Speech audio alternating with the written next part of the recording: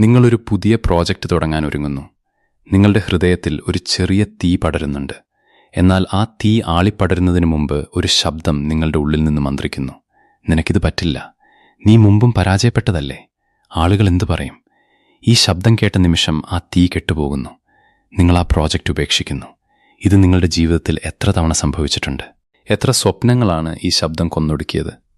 ഈ ശബ്ദം ആരുടേതാണ്? അത് നിങ്ങളുടെ സ്വന്തം ശബ്ദമാണ്. നിങ്ങളുടെ സ്വന്തം സംശയത്തിൻ്റെ ശബ്ദം. വിശ്വാസമില്ലാത്ത മനസ്സ് മനുഷ്യനെ നിശബ്ദമായി തകർക്കുന്നു. നോർമൻ വിൻസെന്റ് പീൽ ഈ സത്യം വളരെ വ്യക്തമായി മനസ്സിലാക്കിയിരുന്നു. നിങ്ങൾ തോൽക്കുന്നത് സാഹചര്യങ്ങളോടല്ല, നിങ്ങളുടെ സ്വന്തം സംശയങ്ങളോടാണ്. സംശയം ഒരു വിഷമാണ്. അത് നിങ്ങളുടെ ചിന്തകളെ വിഷലിപ്തമാക്കുന്നു, നിങ്ങളുടെ വികാരങ്ങളെ വിഷലിപ്തമാക്കുന്നു, നിങ്ങളുടെ പ്രവർത്തനങ്ങളെ വിഷലിപ്തമാക്കുന്നു. ഒടുവിൽ നിങ്ങളുടെ മുഴുവൻ ജീവിതത്തെയും വിഷലിപ്തമാക്കുന്നു. നിങ്ങളുടെ ജീവിതം തകരാൻ തുടങ്ങുന്നത് ഒരു വലിയ പരാജയത്തിൽ നിന്നല്ല, എനിക്ക് കഴിയില്ല എന്ന ഒരു ചെറിയ ചിന്തയിൽ നിന്നാണ്. ഈ ചിന്ത നിങ്ങൾ ശ്രദ്ധിക്കാറില്ല, കാരണം അത് വളരെ നിസ്സാരമാണ്. എന്നാൽ ഈയൊരു ചിന്ത നിങ്ങളുടെ മനസ്സിൽ വേരൂന്നിയാൽ അതൊരു വലിയ വൃക്ഷമായി വളരും. ആ വൃക്ഷത്തിൻ്റെ നിഴലിൽ നിങ്ങളുടെ എല്ലാ സ്വപ്നങ്ങളും വാടിക്കരിഞ്ഞു പോകും. ഇതാണ് രോഗലക്ഷണം. നിങ്ങൾ ജീവിതത്തിൽ ഒരു വെല്ലുവിളി നേരിടുമ്പോൾ ഉടൻ തന്നെ നിങ്ങളുടെ മനസ്സ് പറയുന്നു, ഇതെനിക്ക് കഴിയില്ല. നിങ്ങൾ ആ ചിന്തയെ വിശ്വസിക്കുന്നു. അങ്ങനെ നിങ്ങൾ ശ്രമിക്കുന്നതിന് മുമ്പ് തന്നെ പരാജയം സമ്മതിക്കുന്നു. പിന്നീട് നിങ്ങൾ പറയുന്നത്, ഞാൻ പറഞ്ഞില്ലേ എനിക്ക് കഴിയില്ല എന്ന്. ഇതൊരു സ്വയം നിറവേറ്റുന്ന പ്രവചനമാണ്. നിങ്ങൾ സ്വയം ഒരു പരാജിതനായി പ്രഖ്യാപിക്കുന്നു. എന്നിട്ട് ആ പ്രഖ്യാപനം സത്യമാകുന്നു. പിന്നെ നിങ്ങൾ പറയുന്നു, കണ്ടില്ലേ ഞാൻ എത്ര ശരിയായിരുന്നുവെന്ന്. ഇതാണ് സംശയത്തിൻ്റെ കെണി. ഒളിഞ്ഞിരിക്കുന്ന കാരണം നിങ്ങളുടെ ആത്മാഭിമാനത്തിൻ്റെ കുറവാണ്. നിങ്ങൾ സ്വയം വില കുറച്ച് കാണുന്നു. നിങ്ങൾ വിശ്വസിക്കുന്നത് നിങ്ങൾ മറ്റുള്ളവരെക്കാൾ താഴ്ന്നവനാണെന്നാണ്. ഈ വിശ്വാസം എവിടെ നിന്ന് വന്നു?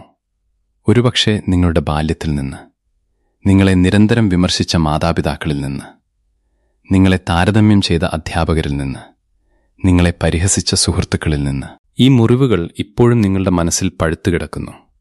ആ മുറിവുകളിൽ നിന്നാണ് സംശയത്തിൻ്റെ വിഷം ഊറിവരുന്നത്. നിങ്ങൾ ആ മുറിവുകളെ സുഖപ്പെടുത്തിയില്ല. പകരം നിങ്ങൾ അവയെ നിങ്ങളുടെ ഐഡന്റിറ്റിയുടെ ഭാഗമാക്കി.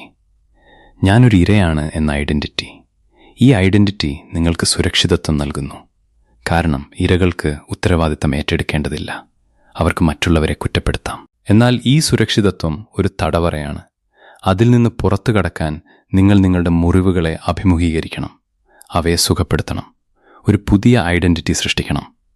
ഞാൻ ശക്തനാണ് എന്ന ഐഡന്റിറ്റി, ഞാൻ കഴിവുള്ളവനാണ് എന്ന ഐഡന്റിറ്റി, ഞാൻ വിജയിക്കുമെന്ന ഐഡന്റിറ്റി. ഈ സംശയത്തിന്റെ വൈകാരിക നാശം എന്താണ്? നിങ്ങൾ ജീവിതകാലം മുഴുവൻ നിങ്ങളുടെ യഥാർത്ഥ കഴിവുകൾ തിരിച്ചറിയാതെ പോകുന്നു. നിങ്ങൾ ഒരു കടുവയാണ്, എന്നാൽ നിങ്ങൾ സ്വയം ഒരു പൂച്ചയാണെന്ന് വിശ്വസിച്ചിരിക്കുന്നു. അതുകൊണ്ട് നിങ്ങൾ പൂച്ചയെപ്പോലെ ജീവിക്കുന്നു. കടുവയുടെ കഴിവുകൾ നിങ്ങളിൽ അന്തർലീനമായിരിക്കുന്നു, എന്നാൽ നിങ്ങൾ അവ ഉപയോഗിക്കുന്നില്ല. ഒരു ദിവസം നിങ്ങൾ മരിക്കും. ആ കഴിവുകളെല്ലാം ഉപയോഗിക്കപ്പെടാതെ നശിച്ചുപോകും. ഇതാണ് ഏറ്റവും വലിയ ദുരന്തം. ഈ ദുരന്തം നിങ്ങൾക്ക് സംഭവിക്കരുത്. നിങ്ങൾ ഉണരണം. നിങ്ങൾ നിങ്ങളുടെ യഥാർത്ഥ സ്വത്വം തിരിച്ചറിയണം. നിങ്ങൾ ദൈവത്തിന്റെ സന്തതിയാണ്. നിങ്ങളിൽ അനന്തമായ സാധ്യതകൾ ഉറങ്ങിക്കിടക്കുന്നു. അവയെ ഉണർത്തുക. അതിനുള്ള ഒരേയൊരു മാർഗം വിശ്വാസമാണ്. പണത്തിന്റെ മനഃശാസ്ത്രത്തിൽ സംശയം എങ്ങനെ പ്രവർത്തിക്കുന്നു? നിങ്ങൾ ഒരു ബിസിനസ് തുടങ്ങാൻ ആലോചിക്കുന്നു. ഉടൻ തന്നെ നിങ്ങളുടെ മനസ്സിൽ സംശയങ്ങൾ ഉയരുന്നു. പണം നഷ്ടപ്പെട്ടാൽ, ആളുകൾ കളിയാക്കിയാൽ, ഈ സംശയങ്ങൾ നിങ്ങളെ നിഷ്ക്രിയനാക്കുന്നു. നിങ്ങൾ ആ ബിസിനസ് തുടങ്ങുന്നില്ല. പകരം നിങ്ങളുടെ സുരക്ഷിതമായ ജോലിയിൽ തുടരുന്നു. വർഷങ്ങൾ കഴിയുമ്പോൾ നിങ്ങൾ ആ ബിസിനസ് തുടങ്ങിയിരുന്നെങ്കിൽ എന്ന് ചിന്തിച്ച് ഖേദിക്കുന്നു. ഇതാണ് സംശയത്തിന്റെ വില. എന്നാൽ വിശ്വാസമുള്ള ഒരാൾ എന്താണ് ചെയ്യുന്നത്? അയാൾ ആ സംശയങ്ങളെ അവഗണിക്കുന്നു. ഭയമുണ്ടെങ്കിലും ആദ്യ ചുവടുവയ്ക്കുന്നു. ചെറിയ തോതിൽ തുടങ്ങുന്നു. ആദ്യത്തെ വിൽപ്പന നടത്തുമ്പോൾ അയാളുടെ വിശ്വാസം ശക്തമാകുന്നു. പിന്നീട് അയാൾ വലിയ ചുവടുകൾ വയ്ക്കുന്നു. ഒടുവിൽ ഒരു വലിയ സാമ്രാജ്യം കെട്ടിപ്പടുക്കുന്നു. ഈ വ്യത്യാസം സംഭവിച്ചത് കഴിവിലല്ല, വിശ്വാസത്തിലാണ്. വിശ്വാസമെന്നത് അത്ഭുതം കാത്തിരിക്കലല്ല, ആദ്യ ചുവട് വയ്ക്കാനുള്ള ധൈര്യമാണ്. നിങ്ങൾ ദിവസവും മനസ്സിൽ സംസാരിക്കുന്ന ഭാഷ നിങ്ങളെ ശക്തനാക്കുകയാണോ ദുർബലനാക്കുകയാണോ? നിങ്ങളുടെ സ്വയം സംഭാഷണം ശ്രദ്ധിക്കുക. എത്ര തവണ നിങ്ങൾ സ്വയം വിമർശിക്കുന്നു? എത്ര തവണ നിങ്ങൾ സ്വയം പരിമിതപ്പെടുത്തുന്നു? ഈ വാക്കുകൾ നിങ്ങളുടെ ഉപബോധ മനസ്സിൽ പതിയുന്നു. നിങ്ങളുടെ ഉപബോധ മനസ്സ് ആ വാക്കുകൾ സത്യമായി സ്വീകരിക്കുന്നു. എന്നിട്ട് ആ സത്യം നിങ്ങളുടെ ജീവിതത്തിൽ പ്രതിഫലിപ്പിക്കുന്നു. അതുകൊണ്ട് നിങ്ങളുടെ ഭാഷ മാറ്റുക. എനിക്ക് കഴിയില്ല എന്നതിന് പകരം എനിക്ക് കഴിയുമെന്ന് പറയുക. ഞാൻ പരാജിതനാണ് എന്നതിനു പകരം ഞാൻ വിജയിയാണ് എന്ന് പറയുക. ആദ്യം ഇത് കള്ളമായി തോന്നാം. എന്നാൽ നിങ്ങൾ തുടർച്ചയായി ഈ വാക്കുകൾ പറയുമ്പോൾ നിങ്ങളുടെ ഉപബോധമനസ്സ് അത് സ്വീകരിക്കാൻ തുടങ്ങും. നിങ്ങളുടെ പുതിയ സത്യമായി അത് മാറും. ഇതാണ് ഓട്ടോ സജഷന്റെ ശക്തി. ഇതാണ് പോസിറ്റീവ് കൺഫെഷന്റെ ശക്തി. നോർമൻ വിൻസെന്റ് പീൽ ഈ തത്വം തന്റെ ജീവിതത്തിൽ പ്രയോഗിക്കുകയും ലക്ഷക്കണക്കിന് ആളുകളെ പഠിപ്പിക്കുകയും ചെയ്തു. പ്രശ്നങ്ങൾ വലുതാണോ അതോ നിങ്ങളുടെ മനസ്സ് അവയെ വലുതാക്കുകയാണോ? ഒരു ചെറിയ പ്രശ്നം വരുന്നു. നിങ്ങളുടെ മനസ്സ് അതിനെ വലുതാക്കാൻ തുടങ്ങുന്നു. ഇത് വലിയ പ്രശ്നമാകും. ഇതിൽ നിന്ന് രക്ഷപ്പെടാൻ കഴിയില്ല. ഈ ചിന്തകൾ നിങ്ങളുടെ ഉത്കണ്ഠ വർദ്ധിപ്പിക്കുന്നു. ഉത്കണ്ഠ നിങ്ങളുടെ യുക്തിപരമായ ചിന്തയെ തടസ്സപ്പെടുത്തുന്നു.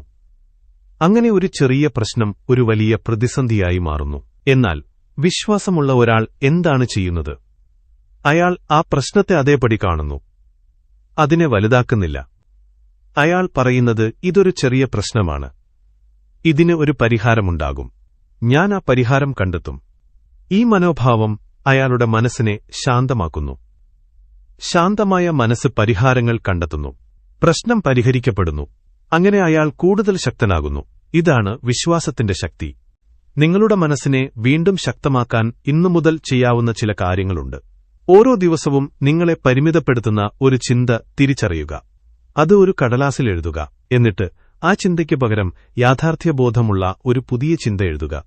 ഉദാഹരണത്തിന്, എനിക്ക് ഇംഗ്ലീഷ് സംസാരിക്കാൻ കഴിയില്ല എന്ന ചിന്തയ്ക്ക് പകരം ഞാനിപ്പോൾ ഇംഗ്ലീഷ് പഠിച്ചുകൊണ്ടിരിക്കുകയാണ്.